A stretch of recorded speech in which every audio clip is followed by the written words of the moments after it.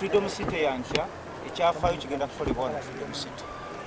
Olunaku lwankya ntegeeza nga mwenda public holiday. Ate ebintu bigeze ne byekwata. Kooti y'abantu egambye nti public holiday ekimenke kigenda kulonkinga konsati yakyo esooka olunaku lwankya. Ate ne gavumenti ya kuno negamba nti era public holiday kibadde automatic. Lunaku kyolwo lebadde lunaku lw'abazira. Lunaku lw'abazira ne kikwatagana ne kooti y'abantu ng'esazeewo nti Alien Skin erinnya lintabanya kwogera. Omuzira Alien Skin agenda kuteekawo ekyafaayo olunaku olw'enkya. Era mbagambye muŋŋambire Balaam ne Palaso tebalikola ekintu okulumya gundi nomaliza ng'oyambe muyambe. Obubaddi bonna Balaam bwe yakoze bakube Alien Skin bamuswaze Palaso agende ku kitanda yeetekeko ecupa y'omusaayi. Obubaddi twabuguddemu tegabadde maanyi ga Alien Skin, gabadde maanyi ga Katonda yamwogereddeko n'agaana okumuddiza. Era oluyi olwamukubiddwa lwe lumufudde omuyimbi ow'ebyafaayo ne kooti y'abantu n'esalira omusango. N'ensi tubagambe nti tusooke twebaza abantu bano. Kooti y'abantu yakoze Balaam yabadde asitopinze poliisi ng'ebbaluwa agikutte. Naye twebaza nnyo bannanga abantu ba social media mwena. Twebaza bannayuganda poliisi gye twateekawo oluli ekiro. IGP yali atufollowinga bulungi n'asesema ebbaluwa mu dakiika 2 n'akubira Abitex poliisi yamunoonya omuwa ebbaluwa. Bamusanga agenda naye wandege ya kutoko show ne bamuyimiriza ne bamukasukira ekibaluwa nga kibakuntumye n'oga show tugisesemye agenda okole show yo. Era abantu musigale nga mwena muri United musigale nga mupika ekintu kino kuba eno show yamu yakola statement mu public. Balaam abadde planning osindika abalogo b'enkuba nefe twesiga Katonda kuba Balaam ebintu bye bibera byakuloga konjera kuwaayiriza. Abadde asindisa omuvubuka we gwe yajja 40 bamuyita Walugembe musanze wali bakola ebintu bya sitaani ne bapasta bali basaba musobola ogende mulaba kugamba show Balaam takyalowooza Palaso alowooza Alien Skin. Naye ate ffe abategesi ba Alien Skin tukubiriza bannayuganda mwenna ne Palaso mumuwagire abamwagala. Ffe tulina mutima mubi. Tetuli muzanyo gwa deadly game nti tuli mu muzanyo gwa mpala. Tuli muzanyo gwa promoting talent. Ekyakoze Abizek Alien Skin kubalaga nti abanyome bisala ebisinga tuyita ba independent activists. Twagala nnyo okola kusaidia omuntu yenna anyigirizibwa. Mu fight eyo mwagiraba nga Palaso yanyigiriza Alien Skin. Yamukuba mu bwakimenke bwe n'awanika n'emikono. Kitegeeza mu lutalo n'omuntu bawanika emikono abakkiriza defeat. Naye obusiru bwa Palaso yalowooza nti bagenda kumuwaana. N'atamanya nti ekintu ekyakendeeza feva ye. Era sawa zino abonaabona nakyo asula aloota Alien Skin. Mumulaba atambula yeetondedde mu masaŋŋanzira, yeetondedde mu kyaki, yeetondedde ku bodaboda. Gye yabadde wali bali emmere makindi ewa muliiki ng'agamba muliiki nonya Alien Skin mwetondere ne ŋŋamba muliiki. Alien Skin yamugaata muyinaako buzibu agende yeetondere abaana ba ghetto. Era Palaso bw'oteetondere ghetto ojja kufuna ekikolimbo kyo. Mpozi n'ekirala muto wange Balaam Balugahale omuwagizi wa NRM Lukulu okutali musango, omuwagizi wa MK okutaleera musango. Mumugambe singa Palaso twali tuminako obukyayi. Ffe tumwagala nnyo Palaso. Tulina obusobozi obuteeka buli show nawaali. Ate amanyi kyekitegeeza embalala tumanyi olunaku lwaliyo. Nye twagaana okuteekayo show. E Fort Portal bali ku masimu bagafiirako. Twali badde tusobola okuteeka ate n'embeera eyo eyinza okukyuka tuyinza okunyiiga. Ekimenke kikyuka essaawa yonna. Nga buli Palaso watadde show banaku tulinawo show. Naye tugenda muwabula nga bali kakiiko akatesitesi naye nsinga kwebaza nnyo abawagizi ba Alien Skin bannayuganda ab'oku TikTok aba Facebook n'abataliiko abamulaze obwagazi n'abamuwadde essaala. Abantu mwe mufudde Alien Skin erinnya litabanya okwogera munsaasire. Kati coordinator kabeeko kyayogera coordinator Tone Sembi yakabeeko kyayogera dakiika emu. Coordinator kabeeko kyayogera yogere. Mpozi ne Kenzo president w'abayimbi Kenzo mutereze kamera kantu kakumi. Musuuza ne ttiimu yo yonna ba vice bo bonna n'akakiiko ko omukulembeze tabeera n'abaana na byana. Olunaku olw'enkya kigenda kubeera kigezo ky'amaanyi nnyo gy'oli. Nze ndi muwagizi w'ekibiina ensi yonna kyemanyi. Naye ndi president akulembera aba NRM, aba People Power, aba NUP n'aba DP. Naye Eddie Kenzo Musuuza olunaku olw'enkya olina ekigezo kinene nnyo.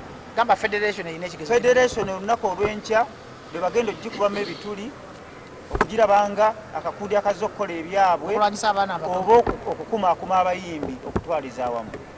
Eddie Kenzo Musuuza president munnange tukulinza olunaku lwenkya era kamera zigenda kutunuulira ne ttiimu yo. Coordinator Nvudde mu kamera n'enjala ennuma. Singa tajja.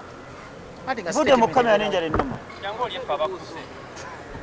Nze kyenjagala obbalaga nti omwana bw'aba wakuzaalwa atuuka ekiseera n'azaalibwa oba azaaliddwa atya oba azaaliddwa atya.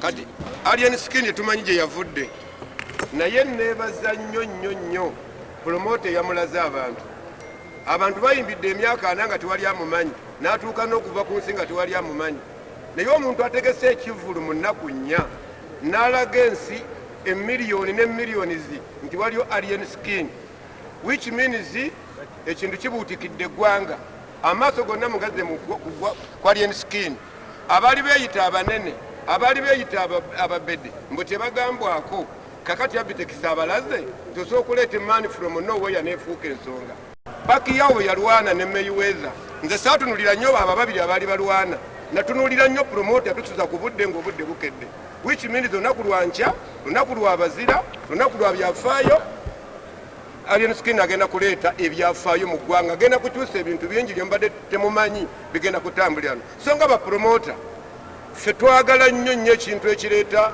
omuntu ng'akijja awantu ne kifuuka ensonga onoopromotinga kamiliyoni ojo tokoze bipya onookola show ya education oba tokoze bipya naye leetayo omwana from bwayiise from nowhere only 4 days I salute your bitics.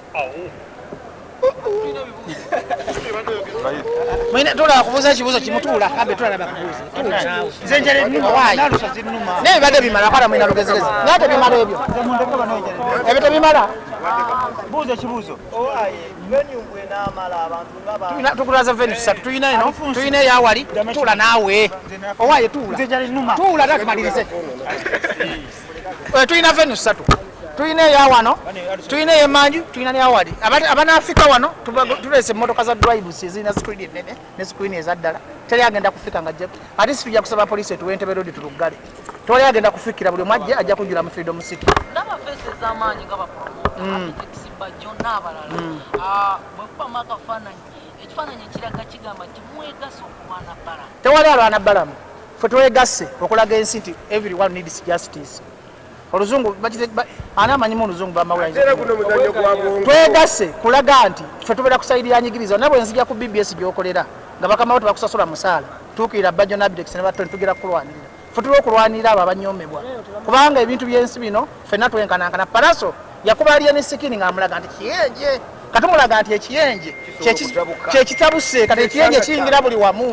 Tulwanirira abantu bemulowooza nti tebakola ki tetwegasa tulwanyisa Balaam. Balaam tetulina kitwagaza Balaam.